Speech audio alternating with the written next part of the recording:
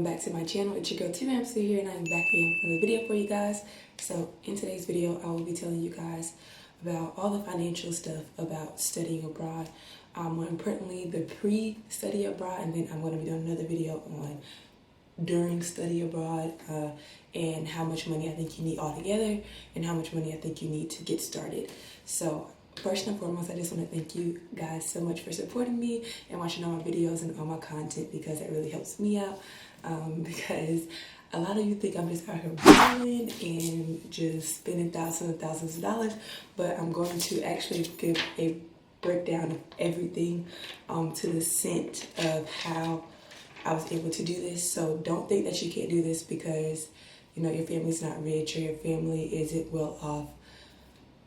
Mine isn't, well, my family is very blessed, but my mom is very blessed to be in the position that she's at. We have not always been at this place at all in any shape, way, or form. We were at the very bottom. So God has blessed her to continue to grow and climb the corporate ladder, and has blessed her with a position, her job that allows me to do this and allows her to do things that she loves and have a home, a very nice home and lifestyle and things like that. Now we are striving for more, but we are very blessed to be where we are now. But don't get it twisted. I'm not out here balling like thousands of dollars, and I'm not just, my parents are just like billionaires. Not the case at all. So I just want to go ahead and give that brief overview, because I feel like a lot of people, specifically African Americans, don't get the opportunity to study abroad simply because they lack the information in most of our finances. And honestly, it's not even about the financial part, because you can find the help. So I'm going to break that all down for you guys, and hopefully this is helpful, because that's all I want to do is help you guys and not just show my experiences, but get you guys to come out here with me and just explore and see the world, because I feel like once you see the world, your world really opens up and you just have a whole new life perspective, because I know it's changed my life completely from studying abroad, and I'm very grateful and blessed for this experience. And I'm just going to be raw and real with y'all, because I really want you guys to understand that this is a luxury. And although I think it should be a necessity for every college student to be able to go to a different country, explore, this is a luxury. So I don't take it for granted. And I really want to give a huge shout out to my mom for, you know, sacrificing so much for this trip and just allowing me to spread my wings and fly and really embrace this experience. And everyone who has helped along the way. So yeah, let's get into this video. Hope you guys enjoy it, and I'll see you guys in the next clip. Bye, y'all. Okay, so I actually have a budget sheet that breaks down everything. So just so you guys know, like I said previously, this first part is just going to be pre-departure for study abroad. So there are going to be fees that you have to pay before you even get to the country that you're trying to go to, y'all. Trust me. So I do want to break this down. You can apply for scholarships. I went through our Center for International Studies, which is the CIE at College of Charleston, and I was able to choose which study abroad program I wanted. My first program was Ghana. Greece was not my first program, so please know that you do have options in choosing your program, and I'm in the exchange program, which means that I pay tuition to College of Charleston, and then I pay housing to American College of Greece. So all of my tuition is taken care of back home, and then I had to come out of pocket for housing here. But that's one plus about doing the exchange program and not actually study abroad, because if I would have done study abroad through this program, it probably would have been like $20,000 to $25,000, when I could have just did the exchange program as I am doing now.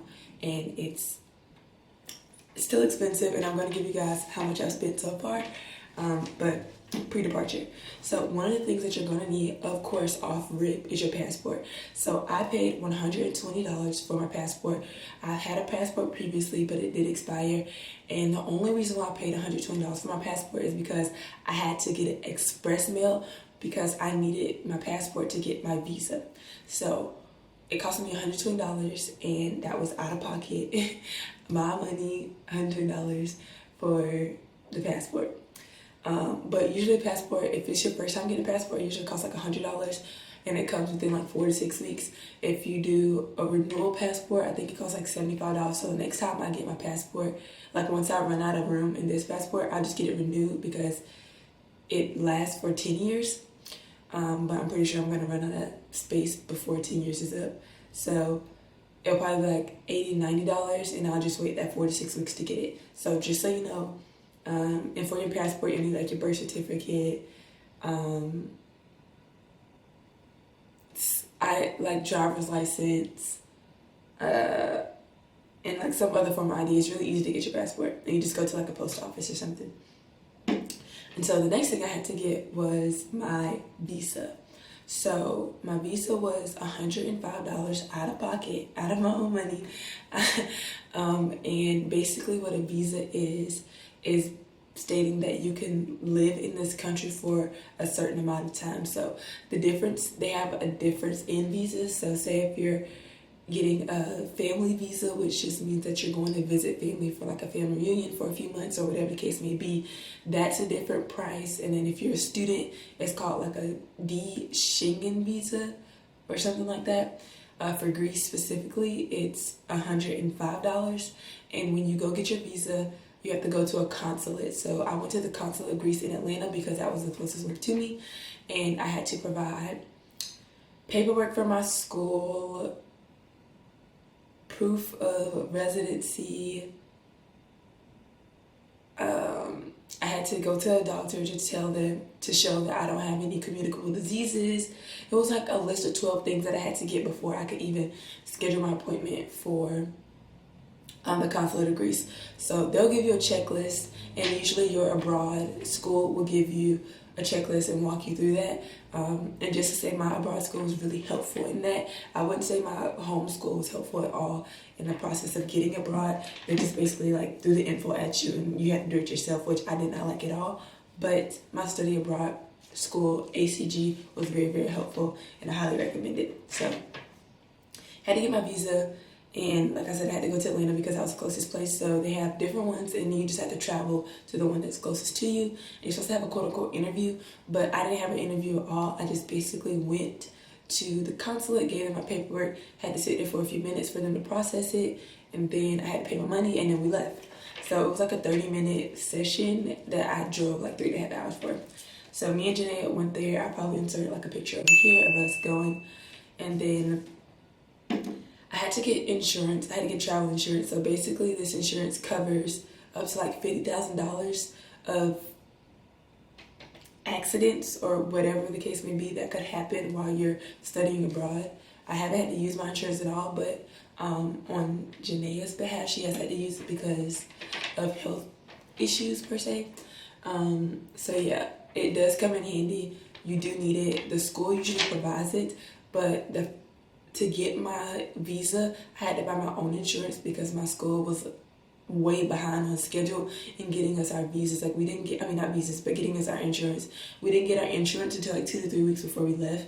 And I got my visa like 2 months before I left because you have to get it because of the processing time. It can take a little while to get it, or it could take a really long time to get it. So I didn't want to play and like not be able to come because I didn't have my visa. So that's that. So sometimes you do have to get outside insurance, but I just canceled it before I came. I canceled it before I came, and it basically refunded me my money because I wasn't here yet, and then my school covers me now.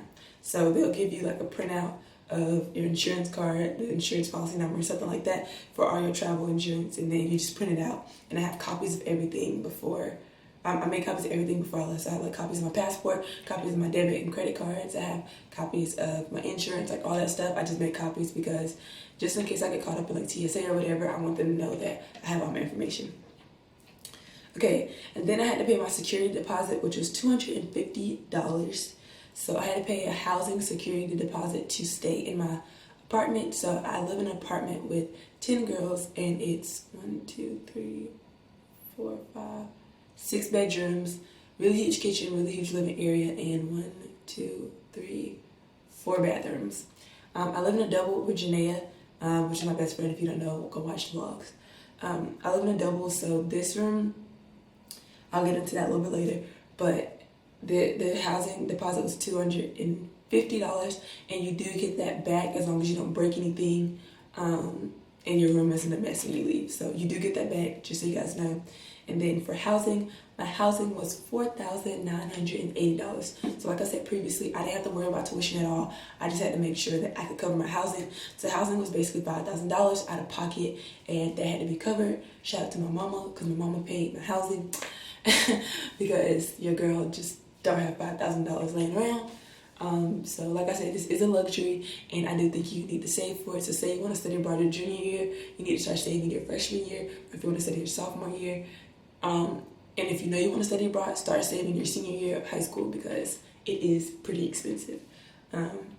So yeah, and then I got my meal plan, and I got the lowest tier meal plan, which was just 20 basically swipes the entire semester. So what that means is we have these little cards, like little paper cards that they just cut up, it has your name on it and it says one meal.